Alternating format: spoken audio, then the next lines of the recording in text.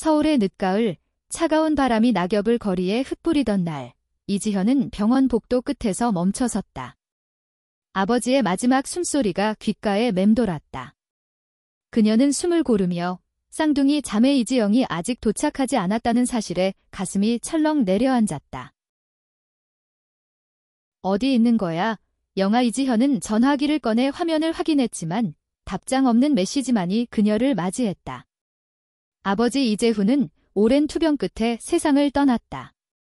그는 엄격하고 보수적인 한국인 아버지였다. 가족을 사랑했지만 그 사랑은 때로 날카로운 규율로 표현되었다. 특히 지영의 성적 지향을 알게 된 후로는 두 사람 사이에 깊은 골이 생겼다. 지현은 그 갈등 속에서 늘 중재자 역할을 했지만 마음 한구석엔 지영에 대한 미안함이 쌓여갔다. 지현은 아버지의 장례를 준비하며 그의 유언장을 열었다. 유언장은 간단했다. 재산의 대부분 강남의 아파트, 지방의 토지, 그리고 상당한 현금 등 지현에게 남겨졌다. 너는 내 딸로서 가족의 가치를 지킬 사람이라는 아버지의 말이 유언장에 적혀 있었다. 하지만 지영의 이름은 단 한 줄, 짧은 문장으로만 언급되었다. 지영에게는 내가 따로 준비한 것이 있다. 지현은 그 문장을 읽으며 심장이 쿵 내려앉았다. 아버지가 지영에게 뭘 남겼을까? 돈. 아니면 또 다른 상처. 그녀는 지영이 병원에 도착하기를 기다리며 아버지의 마지막 의도를 곱씹었다. 그날 저녁, 지영은 장례식장에 나타났다. 그녀는 가죽 재킷에 청바지, 짧게 자른 머리가 바람에 살짝 흐트러진 모습이었다. 지현과 똑같은 얼굴, 하지만 전혀 다른 분위기. 지영은 아버지의 관 앞에 잠시 서서 조용히 고개를 숙였다. 눈물은 없었다. 대신 그녀의 눈에는 복잡한 감정이 스쳐갔다. 분노, 슬픔, 그리고 체념. 왜 이제 왔어? 지현이 조용히 물었다. 미안. 좀 생각할 시간이 필요했어. 지영의 목소리는 낮았지만 단단했다. 지현은 지영의 손을 잡으려 했지만 지영은 살짝 손을 뗐다.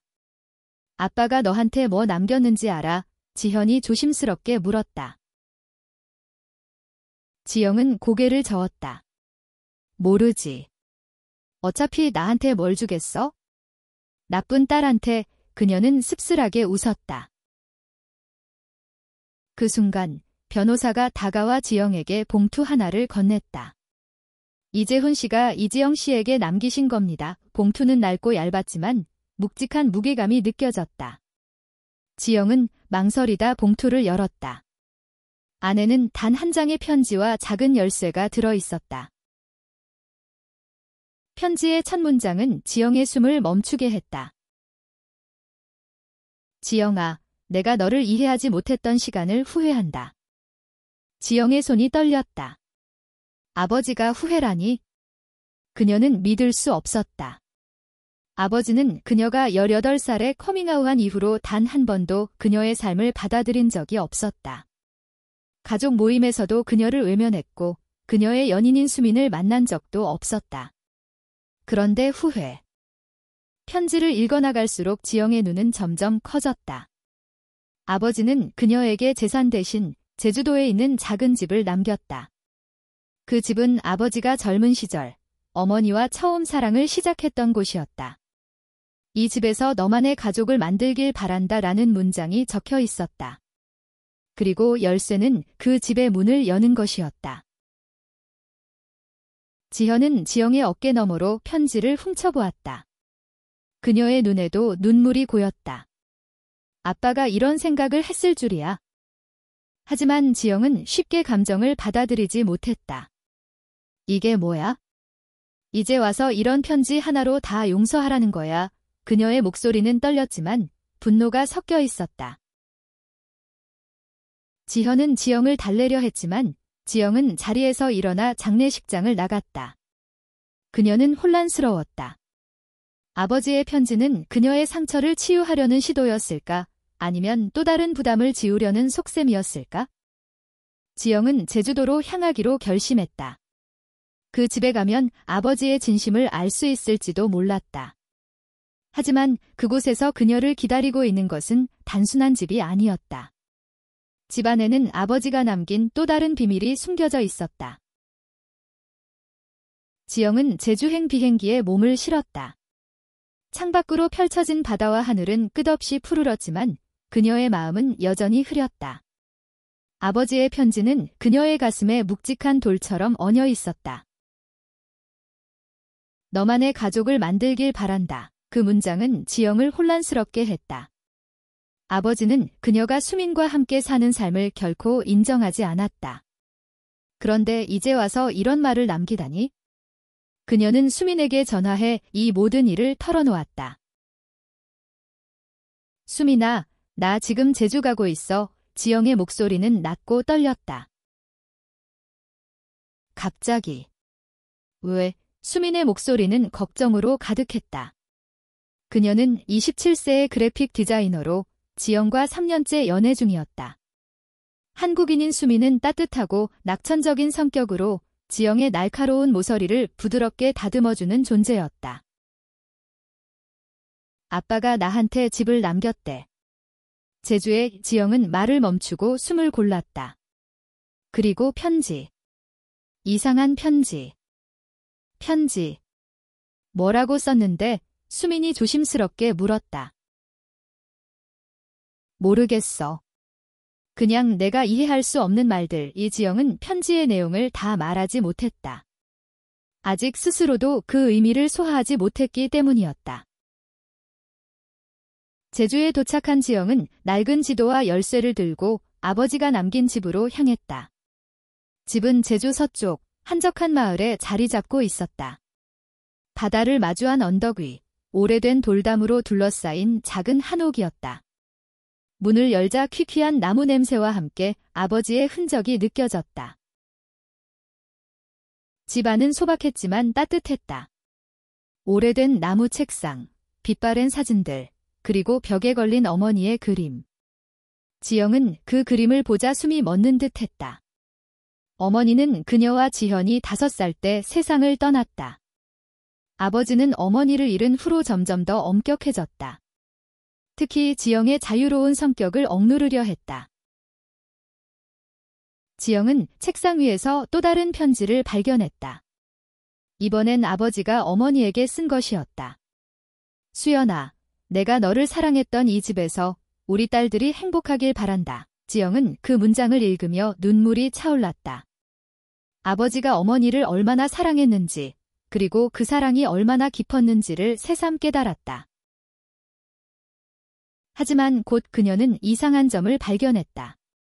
책상 서랍 속에는 낡은 일기장과 함께 아버지가 지영의 커밍아웃 이후 쓴 메모들이 있었다. 지영이가 나를 떠난 것 같아. 내가 그녀를 이해하지 못했나. 메모는 점점 더 절망적으로 변했다. 내가 그녀를 잃었어. 하지만 그녀가 행복하길 바란다. 지영은 일기장을 덮었다. 가슴이 터질 것 같았다. 아버지는 그녀를 이해하려 노력했지만 그걸 표현할 줄 몰랐다. 그녀는 수민에게 전화해 말했다. 수민아, 너도 여기 와야겠어. 이 집 그냥 집이 아니야. 수민은 다음 날 제주로 날아왔다. 그녀는 지영을 끌어안으며 말했다. 너 혼자 이걸 다 감당할 필요 없어. 우리 같이 알아보자. 두 사람은 집을 탐색하며 아버지의 과거를 하나씩 파헤쳤다. 그러던 중 지영은 다락방에서 낡은 상자를 발견했다. 상자 안에는 아버지가 젊은 시절 동성애자 친구와 나눴던 편지들이 있었다. 그 친구, 김민수라는 이름의 남자는 아버지의 대학 동기였다. 편지에는 그들의 우정, 그리고 민수가 자신의 정체성을 드러내며 겪었던 고통이 적혀 있었다. 아빠가 이런 친구가 있었던 걸 왜 말 안 했지? 지영은 충격받았다. 아버지는 동성애를 반대하면서도 한편으로는 그런 친구를 깊이 이해하려 했던 사람이었다. 하지만 상자 안에는 더 큰 비밀이 있었다. 아버지가 민수에게 보낸 마지막 편지에는 이렇게 적혀 있었다. 민수야, 내가 너를 지켜주지 못해 미안하다. 내가 떠난 후로 난 매일 후회하고 있다. 지영은 그 문장을 읽으며 무언가 잘못되었음을 직감했다. 민수는 단순히 떠난 것이 아니었다. 그녀는 그 비밀을 파헤치기로 결심했다. 지영과 수미는 제주집에서 며칠을 보내며 아버지의 과거를 추적했다.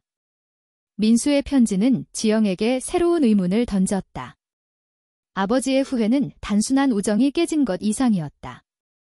지영은 민수가 누구인지, 그리고 왜 아버지가 그를 잃었다고 말했는지 알아내고 싶었다. 수미는 지영의 곁에서 자료를 찾는 데 힘을 보탰다. 그녀는 인터넷과 지역 도서관에서 1980년대 제주와 서울의 기록을 뒤졌다.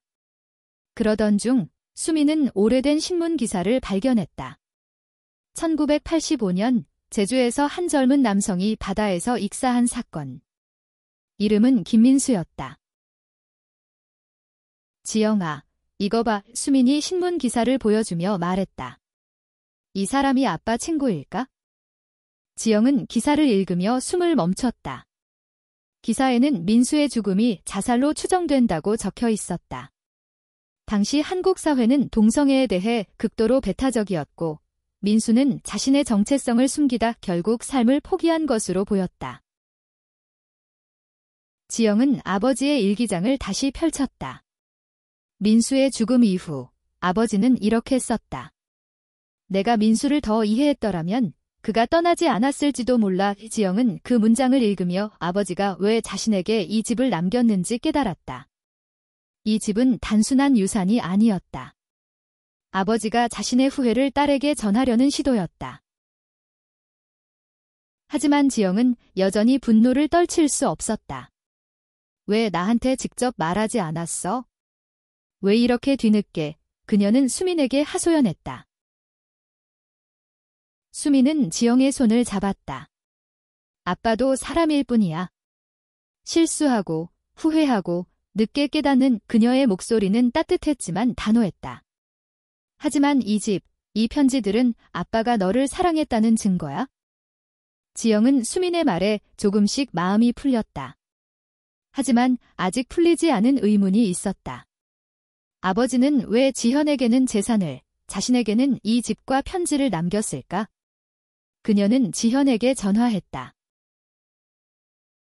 지현아, 나 지금 제주야. 아빠가 남긴 집에 와 있어? 집. 무슨 집? 지현의 목소리는 놀라움으로 떨렸다. 지영은 모든 것을 설명했다. 집, 편지, 그리고 민수의 이야기까지. 지현은 충격받은 듯 말을 잇지 못했다. 아빠가 그런 친구가 있었을 줄이야. 지현은 곧 제주로 날아왔다. 두 자매는 오랜만에 한자리에 앉아 아버지의 과거를 이야기했다. 지현은 지영에게 미안한 마음을 털어놓았다. 너한테 아무런 재산도 안 남겼다고 생각했어? 그래서 더 미안했어. 지영은 고개를 저었다. 돈보다 이게 더 소중할지도 몰라. 아빠가 나를 이해하려 했다는 거. 그게 그녀는 말을 멈추고 눈물을 삼켰다. 지현은 지영을 끌어안았다. 우리 같이 이 집을 지키자. 아빠가 원했던 대로. 하지만 그들의 대화는 곧 예상치 못한 방해를 받았다. 마을 주민 중 한 명이 집을 찾아와 말했다. 이 집 곧 철거될 거예요. 개발업자가 이 일대를 호텔로 바꾸려고 해요. 지영과 지현은 충격에 빠졌다. 아버지가 남긴 집이 사라진다고? 지영은 그 순간 결심했다. 이 집을 지키기 위해 싸워야 한다. 이건 단순한 집이 아니었다. 아버지의 후회, 그리고 그녀와 수민의 미래가 담긴 곳이었다.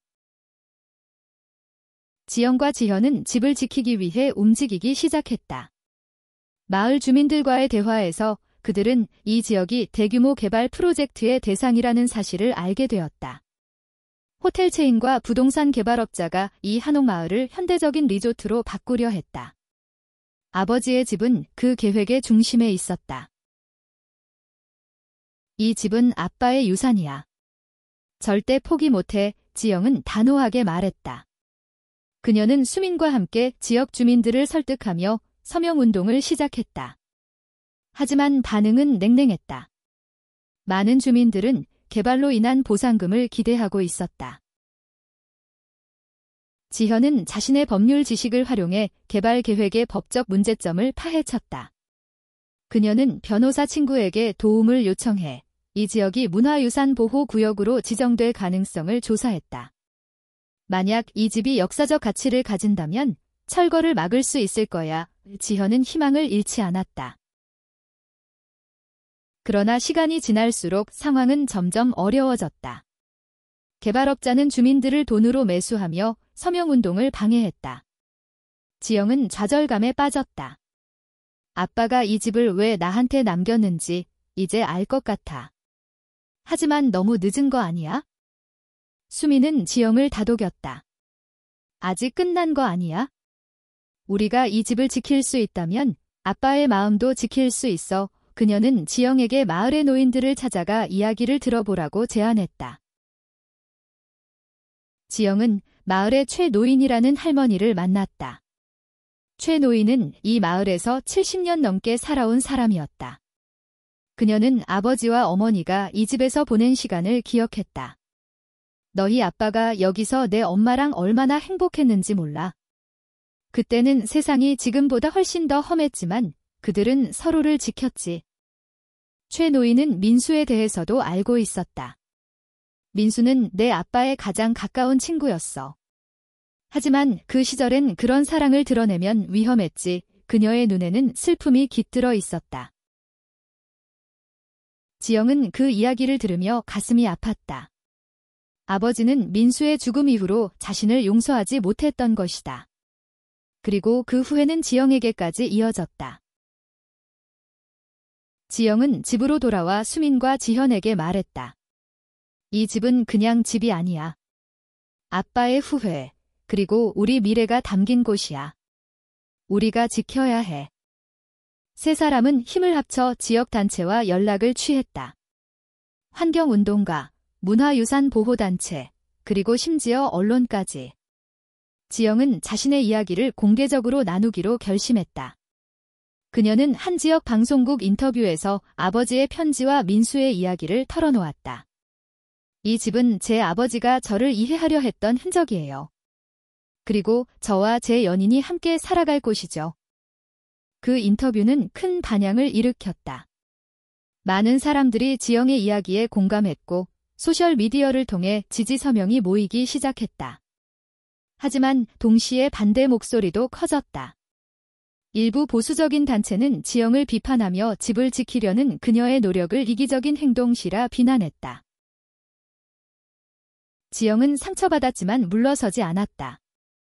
내가 누군가를 사랑한다고 해서 왜 이렇게 싸워야 하는 거지? 그녀는 수민에게 속삭였다. 수민은 지영의 손을 꼭 잡았다. 우리가 이걸 이겨내면 우리만의 가족을 만들 수 있어? 아빠가 원했던 대로. 지영의 인터뷰는 전국적인 주목을 받았다. 제주집은 단순한 부동산 문제가 아니라 가족, 사랑, 그리고 용서의 상징이 되었다. 소셜미디어에는 제주집 지키기 해시태그가 퍼졌고 수많은 사람들이 지영과 수민을 응원했다. 하지만 그만큼 반대도 거셌다. 익명의 메시지들이 지영의 전화로 쏟아졌다. 너 같은 사람은 한국에 어울리지 않아. 지영은 그런 메시지를 읽을 때마다 가슴이 찢어졌다. 하지만 수민과 지현은 그녀를 지탱해 주었다. 지현은 법적 싸움을 계속하며 이 집이 문화유산으로 지정될 가능성을 높이기 위해 자료를 모았다. 그녀는 아버지의 일기와 편지를 근거로 이 집이 역사적 감정적 가치를 지닌 장소임을 증명하려 했다. 한편 수민은 지역 예술가들과 협력해 집 앞에서 작은 전시회를 열었다. 아버지의 편지와 민수의 이야기를 바탕으로 한 설치 작품들이 마을 사람들의 마음을 움직였다. 특히 젊은 세대는 지영의 이야기에 공감하며 집을 지키자는 운동에 동참했다. 그러던 중 예상치 못한 소식이 들려왔다. 개발업자가 마을 주민들과의 협상을 중단하고 법적 소송을 준비하고 있다는 것. 그들은 이 집을 포함한 마을 전체를 강제로 매입하려 했다. 지영은 절망에 빠졌다. 우리가 이길 수 있을까? 돈과 힘이 있는 사람들한테. 지현은 단호하게 말했다. 우린 아빠의 진심을 가지고 있어? 그건 돈으로 못 사. 지현의 말은 지영에게 용기를 주었다. 그녀는 다시 방송국에 나가 자신의 이야기를 더 깊이 공유했다. 이번엔 수민도 함께였다. 두 사람은 손을 맞잡고 카메라 앞에서 말했다. 우리는 이 집에서 우리의 미래를 그리고 싶습니다. 사랑은 누구나 가질 권리가 있어요. 그 방송은 폭발적인 반응을 얻었다. 전국에서 사람들이 제주로 몰려들어 집 앞에서 촛불 집회를 열었다. 심지어 몇몇 국회의원도 이 문제를 공론화하며 문화유산 보호법 개정을 논의하기 시작했다. 하지만 싸움은 아직 끝나지 않았다. 개발업자는 마지막 카드를 꺼냈다. 그들은 지영의 아버지가 이 집을 매입할 때 불법적인 거래가 있었다고 주장하며 소송을 제기했다. 지영과 지현은 충격받았다. 아버지가 그런 일을 했을 리 없다고 믿었지만 증거는 점점 그들을 궁지로 몰았다. 지영은 다시 아버지의 일기장을 펼쳤다. 그 안에는 아버지가 집을 매입한 과정이 상세히 적혀 있었다. 놀랍게도 아버지는 이 집을 민수의 가족에게서 구입한 것이었다. 민수의 죽음 후 그의 가족은 제주를 떠나려 했고 아버지는 그들의 부탁으로 집을 사들였다. 아빠가 이 집을 민수의 기억으로 간직하고 싶었던 거야, 지영은 깨달았다. 이 집은 단순한 부동산이 아니라 아버지의 후회와 속죄의 상징이었다. 지영은 이 사실을 법정에 제출하기로 했다. 만약 이 집이 민수의 가족과 연결되어 있다면 그 역사적 가치를 증명할 수 있을 터였다. 법정 싸움은 치열했다. 지영과 지현은 변호사와 함께 아버지의 일기와 편지를 증거로 제출했다. 민수의 가족이 이 집을 아버지에게 넘긴 과정, 그리고 그 집이 민수의 기억을 간직한 장소라는 사실은 재판부의 관심을 끌었다. 지영은 법정에서 증언하며 말했다. 이 집은 제 아버지가 저를 이해하려 했던 마음이에요. 그리고 한 사람의 삶을 기르기 위한 곳입니다. 그녀의 목소리는 떨렸지만 단호했다. 수미는 지영의 곁에서 그녀를 지지했다. 그녀는 법정 밖에서 지지자들과 함께 집을 지키기 위한 캠페인을 계속했다. 마을 주민들도 점점 마음을 바꾸기 시작했다. 특히 최 노인은 마을 회의에서 공개적으로 지영을 지지하며 말했다. 이 집은 우리 마을의 역사야. 돈 때문에 잃을 수는 없어. 재판은 몇 달간 이어졌다. 그 사이 지영과 수미는 집에서 많은 시간을 보냈다. 그들은 집을 수리하며 아버지의 흔적을 하나씩 발견했다. 벽 뒤에 숨겨진 오래된 사진, 아버지가 어머니에게 썼던 시, 그리고 민수의 그림까지. 지영은 그 그림을 보며 눈물을 흘렸다. 민수는 아빠에게 정말 소중한 사람이었어. 그런데 왜 아빠는 나한테 그걸 말하지 않았을까? 수미는 지영을 끌어안았다. 아빠는 아마 너를 보호하고 싶었을 거야. 자신의 실수를 반복하고 싶지 않았던 거지. 그러던 중 놀라운 소식이 들려왔다. 민수의 가족 중 한 명, 그의 여동생 김지수가 제주로 찾아왔다. 지수는 50대 중반의 여성으로 오랜 세월 민수의 죽음을 가슴에 묻고 살아왔다. 그녀는 지영의 인터뷰를 보고 이 집을 지키기 위해 나선 것이었다. 우리 오빠가 이 집을 사랑했어요. 지수는 눈물을 흘리며 말했다. 오빠는 여기서 자유롭게 살고 싶어 했죠. 하지만 그땐 세상이 너무 잔인했어요. 지수의 증언은 재판에서 결정적인 역할을 했다. 그녀는 이 집이 민수의 꿈과 아버지의 후회가 얽힌 곳임을 증명했다. 재판부는 결국 이 집을 문화유산으로 지정하며 철거를 막았다. 지영과 지현은 서로를 끌어안으며 기뻐했다. 하지만 지영의 마음에는 아직 작은 아픔이 남아있었다. 아버지가 살아계셨다면 이 모든 것을 함께 이야기할 수 있었을 텐데. 지수는 지영에게 말했다. 내 아버지는 오빠를 잃은 후로 매일 후회했어? 그래서 너한테 이 집을 남긴 거야? 내가 오빠처럼 아파하지 않길 바랐던 거지? 지영은 그 말을 듣고 처음으로 아버지를 용서할 수 있을 것 같았다. 집은 지켜졌다. 지영과 수미는 이 집을 새로운 시작의 장소로 삼기로 했다. 그들은 집을 리모델링해 소규모 커뮤니티 센터로 만들었다. LGBTQ+ 청소년들이 안전하게 모일 수 있는 공간, 그리고 마을 주민들이 함께 어울릴 수 있는 장소로. 지현은 재산의 일부를 기부해 이 프로젝트를 지원했다. 그녀는 지영에게 말했다.